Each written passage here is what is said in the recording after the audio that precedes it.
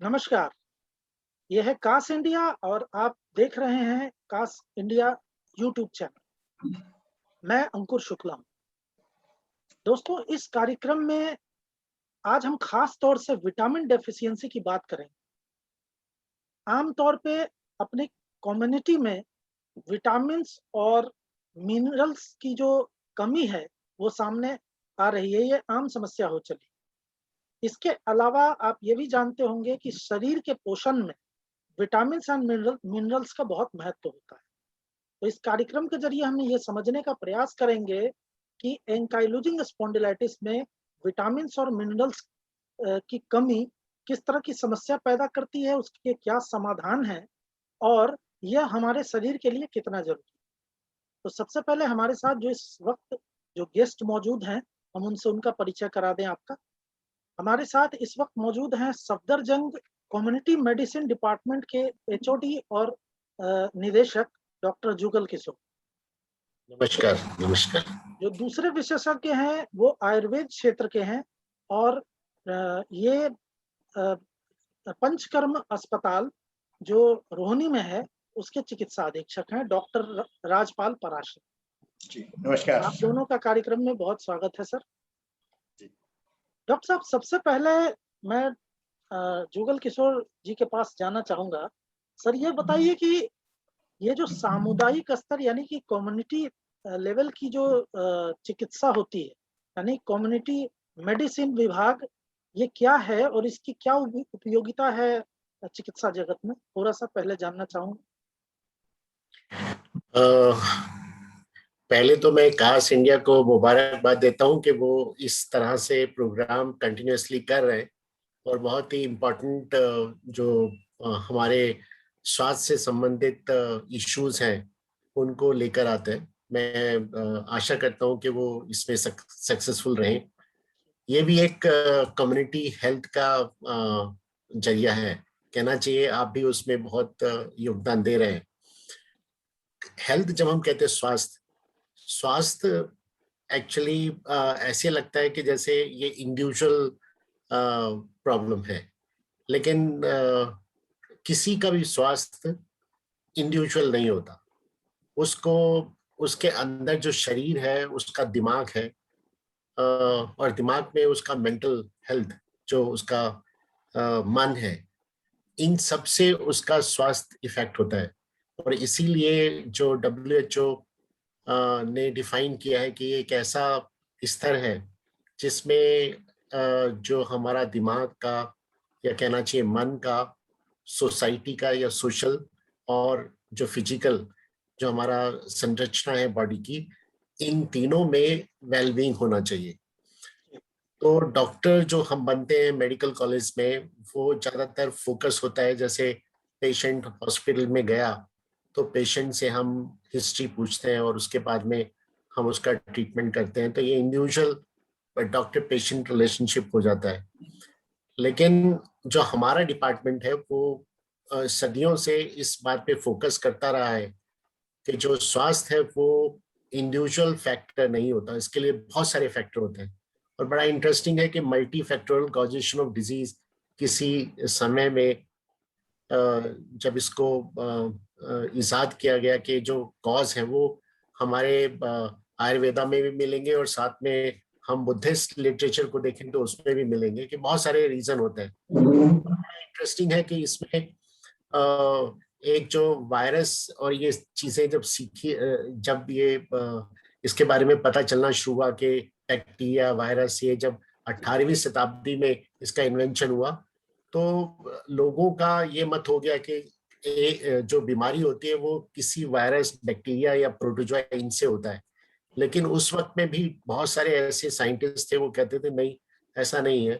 आप और पेटनकॉफर एक साइंटिस्ट थे, उन्होंने ये प्रूव करके दिखाया कि अगर जैसे आपको मालूम होगा कि कॉलरा एक बैसलाई से होता है और गंदे पानी में होता है बैसलाई, तो वो अगर कोई पी ले तो उसको कॉलरा हो जाएगा, उसकी डेथ होती थी। तो इन साइंटिस्ट ने उसका ब्रॉथ लेकर और पिया और कहा कि देखो, मैं आपको बताता हूँ कि मरने के जो रीजन है वो बहुत सारे हो सकते हैं और डिजीज के भी रीजन बहुत सारे हो सकते हैं। तो ये आज बहुत अच्छे से समझ में आता है कि एक सोशल डिटर्मिनेंट्स होते हैं जिसमें हमारा सोसाइटी के अंदर जो जो प्रॉब्लम है वो हमारे को इफेक्ट करती हैं। इन्वायरमेंट जो निकल के आया बहुत ज्यादा तरीके से अगर हम कहें तो जैसे एयर पोल्यूशन है या वाटर पोल्यूशन है, ये सब हमारे ऊपर इफेक्ट डालते हैं। सिमिलरली इंटरनेशनल जो पॉलिटिक्स है वो इफेक्ट करती है। आप ये देखिए वैक्सीन जो बन रही है और जो अब ये हमारी पॉलिटिक्स है, इंडियन पॉलिटिक्स, ये इंडिविजुअल पे इफेक्ट करती है। जैसे लॉकडाउन हुआ और हम हॉस्पिटल नहीं जा पाए तो कैसे लोगों पे असर पड़ा। तो आप ये समझ सकते हैं कि जो ये एक ब्रॉडर कंसेप्ट है, ये हमारा डिपार्टमेंट समझा पाता है लोगों को। और डॉक्टर्स को भी हम इसी तरह से ट्रेन करते हैं कि जब कोई भी मरीज आपके पास आता है तो उसको सिर्फ एक मरीज की तरह ना देखकर उसको पूरा सोसाइटी और उसके फैमिली की तरह के ऊपर ध्यान दें। तो यही है कि हम कम्युनिटी के डॉक्टर हैं, हम ब्रॉडर एरिया में काम करते हैं। जैसे बड़े बड़े जो नेशनल प्रोग्राम है वो हमारे ही डिपार्टमेंट उसको मैनेज करते हैं, देखता है। और जो ये जितने भी हमारे स्पेशलिस्ट ग्रुप हैं, मेडिसिन, सर्जरी, ये इंडिविजुअल डॉक्टर को ट्रीट करते हैं और हम पूरी सोसाइटी को ट्रीट करते हैं। यही फर्क है कम्युनिटी मेडिसिन और सिंपल मेडिसिन में।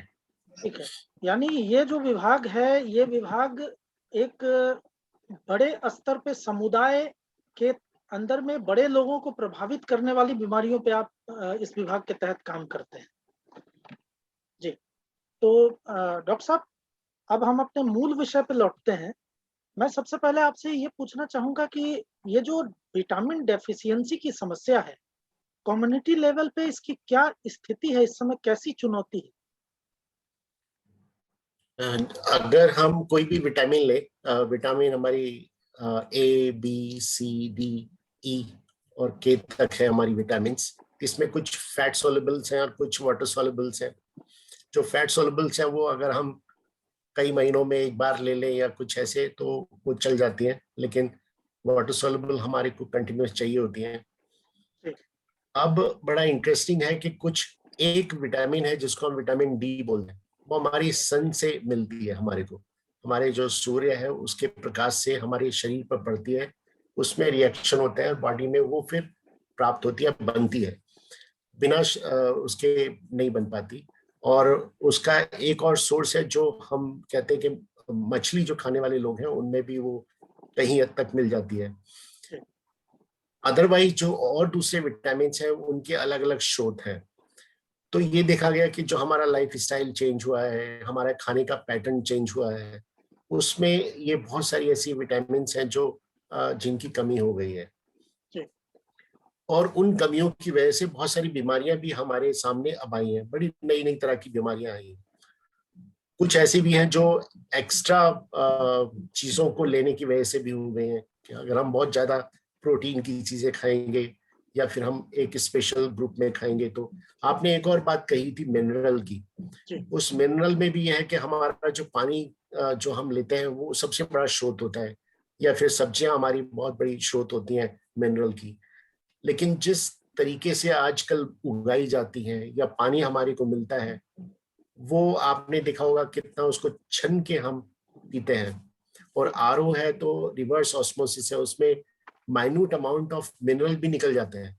तो जो जितने मिनरल हमारे शरीर को चाहिए होते हैं, जो हमारे नदियों से मिलता है, अब नदियां सारी पॉल्यूटेड हो गई हैं तो उसको भी सीधा नहीं पिया जा सकता।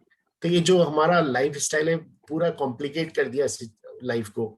तो हमें बहुत कुछ सुधारने की जरूरत है आज के वक्त में। यानी कि ये कहा जाए कि इस वक्त विटामिन की डेफिशिएंसी जो है वो एक छोटी चुनौती नहीं है, तो ये सही होगा कहना? बिल्कुल, ये बहुत बड़ी चुनौती है। अगर हम कोई भी विटामिन को अगर ले तो हमें मिलेगा कि वो 10% से 90% लोगों को डिफिशियंसी मिलेगी। जैसे विटामिन डी की बात करें तो ये 60 से 90% लोगों में डिफिशियंसी होती है। और उसके रीजन है, हम बताएंगे कि कैसे वो कमी है उसमें। उसी तरह से हमारा विटामिन B12 है जो स्पेशल तरह से लोग अगर नहीं खाते, अच्छी वेजिटेबल्स नहीं खाते, या हमारा जो मांस या उसमें होता है उसके अंदर ये बी कॉम्प्लेक्स है, बी की तादाद ज्यादा अच्छी होती है, कुछ वेजिटेबल्स में भी होती है, लेकिन अगर आप उन वेजिटेबल्स को नहीं खाएंगे तो आपको डिफिशियंसी होगी। उसी तरह से हमारे के की बहुत प्रॉब्लम होती है, और उसके अंदर हमारे अंदर जो कोगुलेशन के फैक्टर्स हैं वो बिगड़ जाते हैं। तो कहना चाहिए बहुत इसमें विटामिन ऐसे हैं, बी कॉम्प्लेक्स में बहुत सारे हैं, जैसे B1, B6, B12। उसमें अगर अच्छे तरीके से आप इसको सीरियल्स को नहीं ले रहे तो उसमें डिफिशियंसी हो जाती है। या फिर आपको ट्यूबरक्लोसिस है, उसमें एक दवा खा रहे हैं तो उसमें आपको नियासिन की डिफिशियंसी हो जाएगी, तो आपको नस में बड़ी प्रॉब्लम हो जाती है। तो ये कहना चाहिए कि डिफरेंट लेवल्स की डिफिशियंसी आपको पॉपुलेशन में मिलेगी और डिफरेंट ग्रुप्स में मिलेगी, कि वो किस तरह के लोग हैं तो आपको ये डिफिशियंसी मिलेगी। और ये बड़ा इंटरेस्टिंग है कि बहुत हाई लेवल से लो लेवल तक आपको मिलेंगी। ठीक है डॉक्टर साहब, एक चीज जो कि बहुत महत्वपूर्ण होता है जानना, किसी भी बीमारी में इस तरह की विटामिन मिनरल्स की डेफिशिएंसी एक बड़ा महत्वपूर्ण मतलब जानने योग्य चीज है। तो एंकाइलोजिंग स्पॉन्डिलाइटिस के लिहाज से मैं ये जानना चाहूंगा कि पर्टिकुलर ऐसी कौन कौन सी विटामिन है जिसकी खास तौर से इनके मरीजों में कमियां पाई जाती हैं। अगर हम एक्चुअली एंकाइलोजिंग स्पॉन्डिलाइटिस में अगर हम इसका पूरा पैथोजेनेसिस देखें कि इसके क्या कारण हैं, तो बहुत ही मिक्स मिलेगा कि कुछ हद तक पता है, कुछ हद तक नहीं पता है। जो पता है उसमें हम ये कह सकते हैं कि इसमें कई सारे फैक्टर हैं, कि आपकी उम्र है, आपका सेक्स है, कि मेल के अंदर ज्यादा है, फीमेल के अंदर कम है, या अगर हम कहें कि एक जीन का इसमें इन्वॉल्वमेंट है, कि अगर वो एक्टिवेटेड है तो आपको ज्यादा मिलेगी। कुछ इसमें इन्फेक्शन का भी मिला है, कि कुछ क्लेब्सिला इन्फेक्शन इंटेस्टाइन के अंदर होता रहता है, तो वो एंटीबॉडीज ऐसे बनाता है जो अपने ही बॉडी में रिएक्ट करते हैं। और फिर विटामिन डी और विटामिन B12, इन सब का रिलेशनशिप देखा है कि मिला है। और विटामिन डी का तो ऐसा मिला है कि डिफिशियंसी बहुत हद तक आपके एंकाइलोजिंग स्पॉन्डिलाइटिस में मिला है। तो उसके हम बताएंगे कि क्यों ऐसा हुआ, लेकिन कुल मिला के अगर कहें तो कई सारे रीजन मिलते हैं कि एंकाइलोजिंग स्पॉन्डिलाइटिस के रीजन। एक को ये कहना कि नहीं ये सिर्फ विटामिन डी की वजह से है, ऐसा कहना बड़ा मुश्किल है। कुल मिला के मल्टी फैक्टोरियल कॉज होते हैं इसके एंकाइलोजिंग स्पॉन्डिलाइटिस के। अगर हमारा एक ही फैक्टर होता तो हम उसे ट्रीट बड़े आराम से कर पाते, लेकिन इसीलिए वो ट्रीट भी नहीं हो पाता है। ठीक है, तो अब आगे की चर्चा हम थोड़ी सी केंद्रित करते हैं आयुर्वेद की ओर। तो हम चलते हैं डॉक्टर राजपाल पराशर जी के पास। सर, आयुर्वेद विटामिन मिनरल्स की जो डिफिशियंसी है उसको लेकर क्या कहता है, क्या नजरिया है सर? संतुलित आहार यानी बैलेंस डाइट की जो अवधारणा है, जो कॉन्सेप्ट है, वो तो शुरू से ही है हमारे यहाँ। और आयुर्वेद एक जीवन पद्धति है, खाली एक चिकित्सा पद्धति नहीं है। आयु का विज्ञान है, यानी जीवन का विज्ञान है। और हम अपने जो खाने की आदतें आयुर्वेद में बताई गई हैं और उन पर गौर करें, हमारे समाज में जो प्रचलित परंपराएं उन पर गौर करें, तो हम ये पाएंगे कि बहुत सारी ऐसी चीजें हैं कि अगर हम परंपराओं की तरफ ध्यान दें, उनका निर्वाह करें, तो हमें किसी भी विटामिन या मिनरल की डेफिशिएंसी नहीं हो पाएगी। जैसे सत्यनारायण व्रत की कथा है, उसमें हम भुना हुआ आटा और केले का प्रयोग करते हैं। संतोषी माता का व्रत है, उसमें गुड़ और चने का प्रयोग करते हैं। हम देखते हैं कि इस तरीके के बहुत सारे हमारे जो परंपराएं हैं उनमें पोषण का पूरा ध्यान रखा गया है। लेकिन हमारी जो जीवन शैली है वो भी इस तरह की हो गई है कि हमने अपनी सेहत के प्रति अन्याय करना शुरू कर दिया है, हमने अपने आप के प्रति अन्याय करना शुरू कर दिया है। सूर्य के प्रकाश में विटामिन डी होता है, जो कि अगर हमारी त्वचा से जब पड़ेगी सूर्य की किरणें तो विटामिन डी हमारी बॉडी में बनेगा अल्ट्रावायलेट रेज से। लेकिन हम क्या करते हैं, गर्मी में हम घर में एसी में बैठे हैं, एसी गाड़ी में बैठ के ऑफिस चले गए, वहां पर एसी में बैठे हैं, हम सूर्य की किरणों को अपने शरीर तक पहुंचने ही नहीं देते। इसी तरह सर्दी की बात है, यानी हम टीवी देखने में समय व्यर्थ कर देंगे, हम गपबाजी में समय व्यतीत कर देंगे, लेकिन धूप में बैठने के लिए हम उतना समय नहीं निकालते। अगर सर्दी में, क्योंकि उस समय तो धूप तेज नहीं होती है, उस समय धूप अच्छी लगती है, अगर उस समय रोज 15-20 मिनट का समय निकालें धूप में बैठने के लिए, बाकी जो अनावश्यक चीजें हैं उनसे हटकर, तो हमारे शरीर में बहुत सारी चीजों की आपूर्ति अपने आप हो जाती है। इसी तरह अगर विटामिन डी को ही हम लेकर चलें, क्योंकि एंकाइलोजिंग स्पॉन्डिलाइटिस में विटामिन डी का मेन रोल रहता है कमी का, तो आज की तारीख में भी तिल जो है उसमें सबसे ज्यादा विटामिन डी की मात्रा पाई जाती है। मक्का में उसके बाद 2 नंबर पे है, 3 नंबर पे, और नटमेग सुपारी जो वो 2 नंबर पे है। तो अगर हम तिल, हमारे यहाँ तिल के लड्डू सर्दी में बनाए जाते थे, वो सिर्फ इसलिए नहीं कि तिल की तासीर गर्म होती है, वो हमारे शरीर की इम्यूनिटी को बढ़ाएगा, हमारी बॉडी को स्ट्रॉन्ग करेगा, बल्कि इसलिए कि विटामिन डी का एक मुख्य स्रोत है।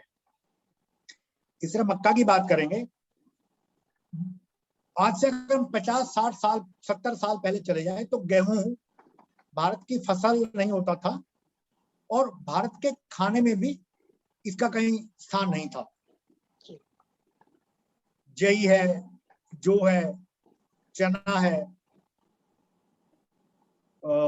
मक्का है, ज्वार है, बाजरा है, ये हमारे खाने में होते थे, और इनमें मिनरल्स, विटामिन का एक ऐसा कॉम्बिनेशन रहता था कि हमें उस अनाज के अलावा और कुछ बाहर से लेने की जरूरत नहीं पड़ती।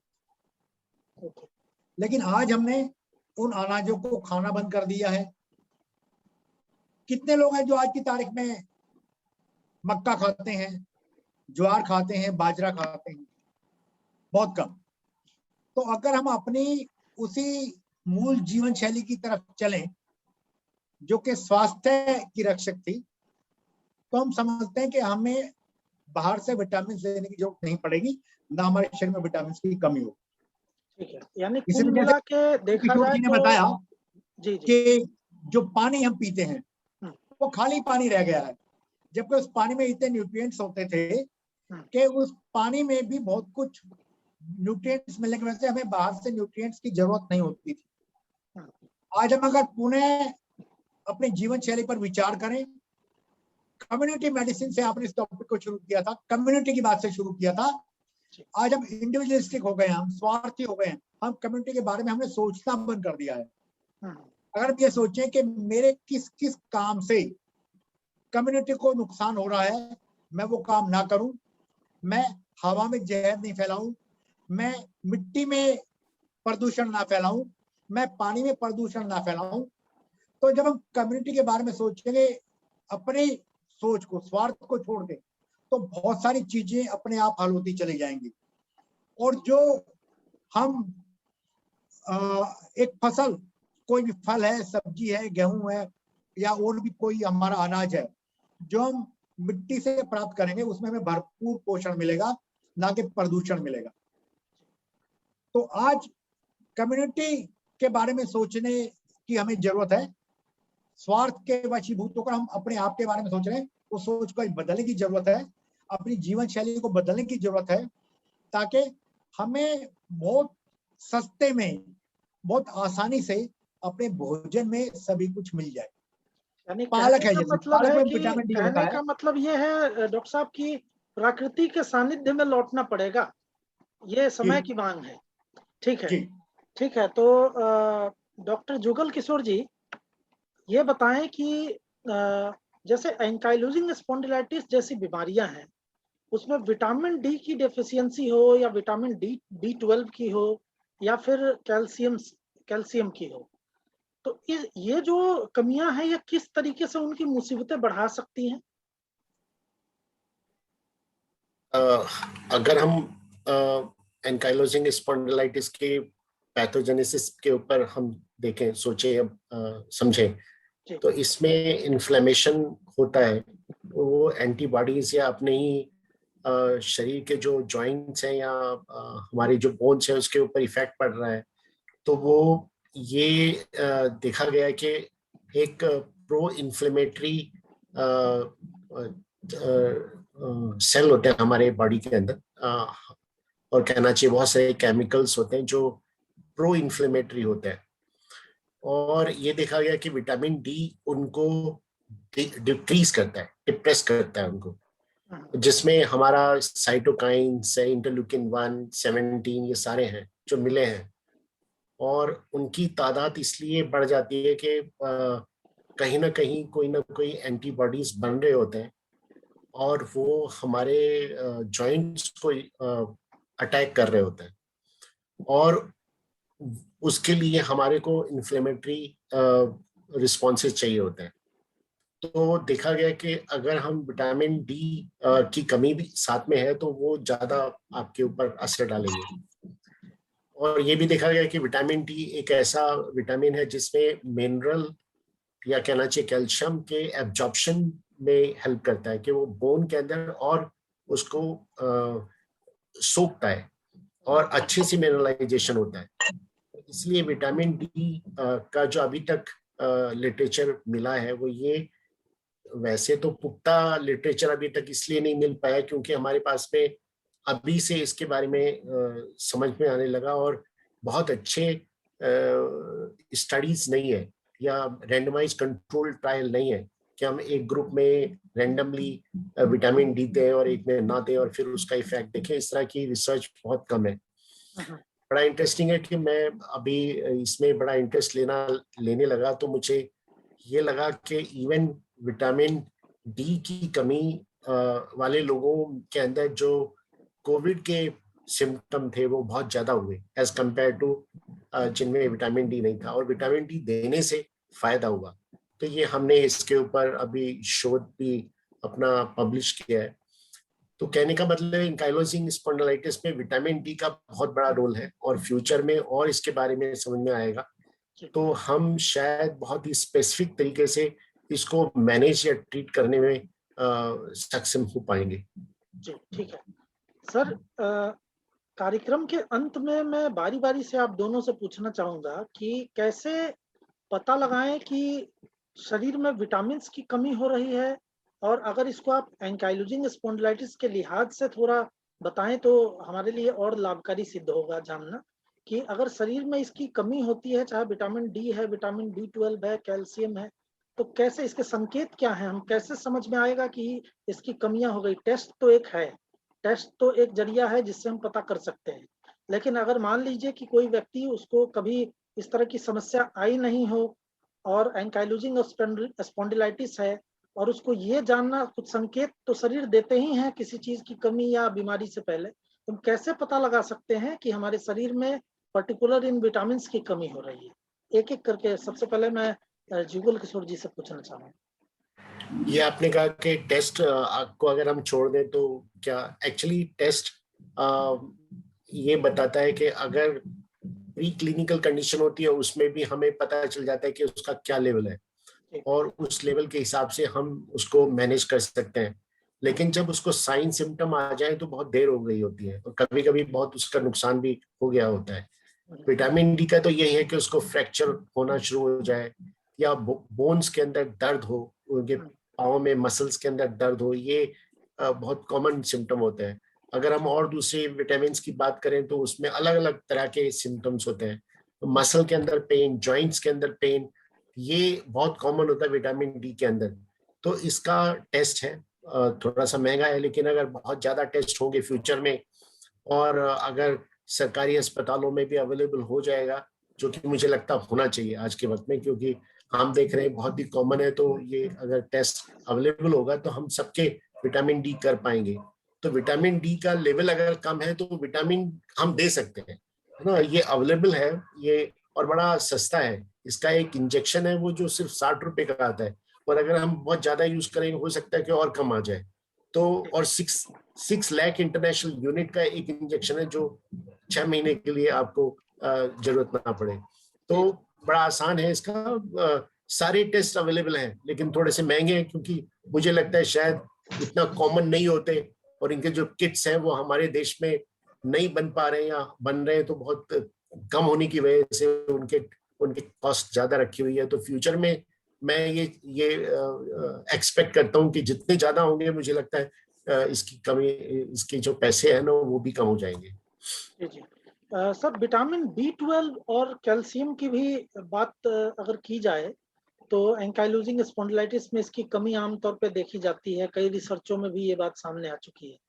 तो चूंकि ये विटामिन B12 जो है ये चीज आउट ऑफ फोकस रहता है हमेशा। डी के बारे में तो चलिए फिर भी हम काफी कुछ जान गए हैं समय रहते, लेकिन B12 जो है वो एक समझिए कि उसके बारे में बहुत ज्यादा अवेयरनेस नहीं है। इसके क्या लक्षण होते हैं अगर शरीर में कमी हो जाए विटामिन B12 की? 12 का जो रिलेशन है वो हमारे ब्लड सेल से भी है, साथ में नर्व से भी है। तो ये देखा गया कि इसमें एक तरह का अनीमिया हो जाता है ना, खून में एक तरह की कमी हो जाती है, सेल्स उसमें थोड़े डिफॉर्म्ड हो जाते हैं। तो जब अनीमिया होगा तो डेफिनेटली आपको लगेगा कि कमजोरी, आप चल रहे हैं तो आपको कमजोरी लगेगी। तो ये बहुत कॉमन साइन है। या फिर आपके ये जो आपके पाँव हैं या फिर हाथ हैं उनमें झुनझुन की आवाज, झुनझुन की महसूस होगा। तो ये इंडिकेट करता है कि कहीं ना कहीं इसको विटामिन B12 की कमी है। तो और या फिर ये है कि वो शायद अच्छे से फ्रूट्स नहीं खाता है या वेजिटेबल्स अच्छे से नहीं खाता है, तो वो इंडिकेट करता है। तो खुद ही पता चल जाता है कि मैं जब ये खाता ही नहीं तो मुझे मिलेगा कहाँ से। तो अगर उसको ये फिर साइन सिम्टम्स हो तो मुझे लगता है कि उसको पता करना चाहिए कि क्या रीजन है, और अपना टेस्ट कराना चाहिए। अवेलेबल है ये टेस्ट, ब्लड के टेस्ट अवेलेबल है, और अगर कमी है तो अभी इंजेक्शन लगा के और वो ठीक भी हो जाते हैं, और फिर आगे से ध्यान रखे तो लगता है कि इसमें कमी को हम पूरा कर सकते हैं। अच्छा डॉक्टर पाराशर, आपसे जानना चाहूंगा कि जैसे मॉडर्न मेडिसिन में तो कई तरह की दवाएं उपलब्ध है, टैबलेट्स हैं, गोलियां हैं, इंजेक्शन है, लेकिन अगर कोई व्यक्ति आयुर्वेद के माध्यम से विटामिन D3 हो, B12 हो, कैल्शियम हो, जो कुछ भी जरूरी एंकाइलोजिंग स्पॉन्डिलाइटिस में आवश्यक विटामिन उसके लिए होते हैं और जो कमियां होती है, डेफिशिएंसी होती है, उसको दूर करना चाहे तो आप क्या परामर्श देते हैं? कौन कौन से वो तत्व हैं जिसके जरिए, वो खाद्य सामग्री हैं जिसके जरिए हम इन कमियों को पूरा कर सकते हैं? संक्षेप में जानना चाहूंगा। अगर भोजन की हम बात करें तो तिल मैंने बताया जैसे उसकी विटामिन D का सबसे अच्छा स्रोत है, वो सबसे ज्यादा उसमें कंटेंट होता है। तो 1 चम्मच तिल हम अपनी दिनचर्या में शामिल कर सकते हैं खाने में। पालक है, पालक में भी अच्छा विटामिन D मिलता है। हफ्ते में 2 दिन हम पालक की सब्जी लें, और जो ग्रीन लीफी वेजिटेबल्स है उनमें भी इसी तरह का है। इसी तरह मक्का है, तो मक्का को हम अपने आटे में शामिल कर लें। और विटामिन B12 की बात है तो हम जो मार्केट में आटा मिलता है आजकल वो बहुत ही बारीक होता है, उसमें से चोकर छन जाता है जो कि मुख्य स्रोत है का। तो हम ये चाहेंगे कि हम थोड़ा सा मेहनत करना शुरू करें, क्योंकि आयुर्वेद ये कहता है कि अगर गेहूं जो मार्केट में अगर गेहूं नया है तो उस नए गेहूं को खाने से भी आपको 10 तरह की बीमारियां शरीर में पैदा हो जाएंगी। तो हमने करना क्या है, हम गेहूं खरीदें, उसको रखें और उसको पिसवाने से पहले धोएं, ताकि उसकी जो गर्मी है वो निकले, वो हमारे शरीर में कोई बीमारी पैदा ना कर पाए। आजकल की जो बीमारियां आधी तो इसीलिए हैं कि हम जो कुछ खा रहे हैं उसमें काफी मात्रा में हम जहर के जो तत्व हैं, चाहे वो यूरिया की फॉर्म में है, चाहे वो पेस्टिसाइड्स हैं, इंसेक्टिसाइड्स हैं, उस फॉर्म में सब्जियों में भी मिले हैं, वो दूध में भी हैं, वो फलों में है, सब्जियों में, सब में है। तो हम थोड़ा सा अपनी आदतों को बदलें इसी तरह क्योंकि एंकाइलोजिंग स्पॉन्डिलाइटिस के बारे में आप मेन इसमें चर्चा चाह रहे थे, तो वो ऑटोइम्यून डिजीज है, उसमें इन्फ्लेमेशन होता है सेल्स में, लेकिन इसके लिए आयुर्वेद में बहुत अच्छा ट्रीटमेंट भी है, पंचकर्म थेरेपी। पंचकर्मा थेरेपी जो बेसिकली वो detoxification and purification of the body है।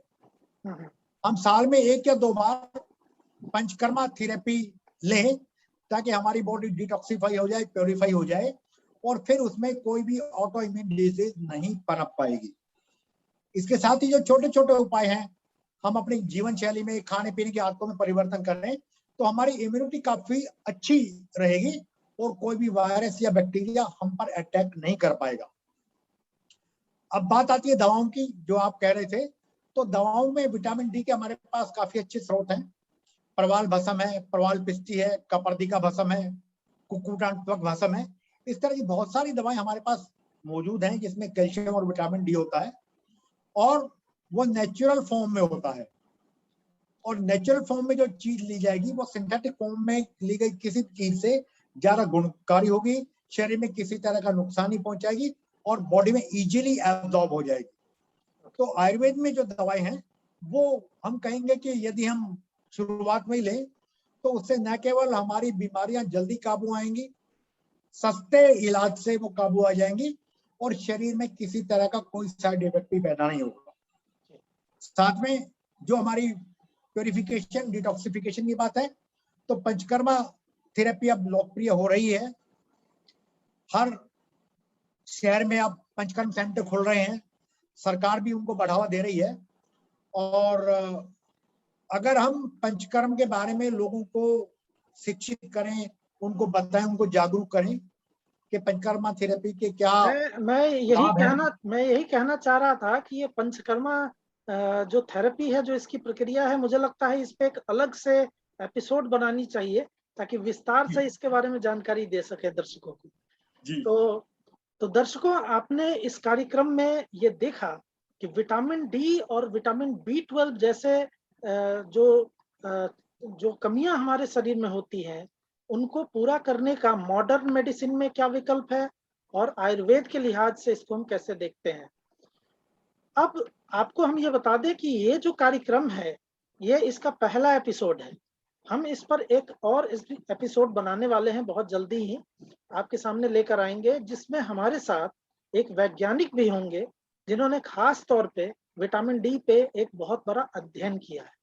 इसके अलावा और भी विशेषज्ञ होंगे। तो हम आशा करते हैं कि ये जो एपिसोड है, ये आपके लिए बेहद ही उपयोगी साबित होगा और आप जो परामर्श इसमें दिए गए हैं विशेषज्ञों द्वारा, उसका लाभ ले सकें। तो इसके साथ ही इस कार्यक्रम को समाप्त करने का वक्त आ गया है। जाते जाते हम अपने जो विशेषज्ञ हैं, जो जिन्होंने इस कार्यक्रम में शिरकत की है, उनको एक बार फिर धन्यवाद देते हैं कि उन्होंने अपना समय निकाला और हमारे इस कार्यक्रम में आए। नमस्कार। Thank you very much. धन्यवाद। धन्यवाद।